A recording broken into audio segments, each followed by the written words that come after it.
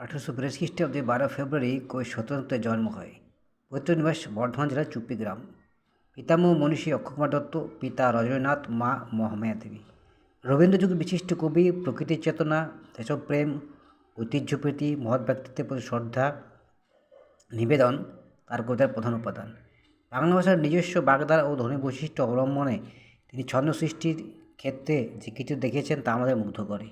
সংস্কৃত ও নানা বিদেশি কবিতার ছন্দরীতি বাংলা কবিতা অনুসরণ করে তিনি বাংলা কাব্যের ইতিহাসে বিশিষ্টতা অর্জন করেছেন। এছাড়া বিদেশি কবিতার অনুবাদেও তার দক্ষতা প্রশংসনীয়।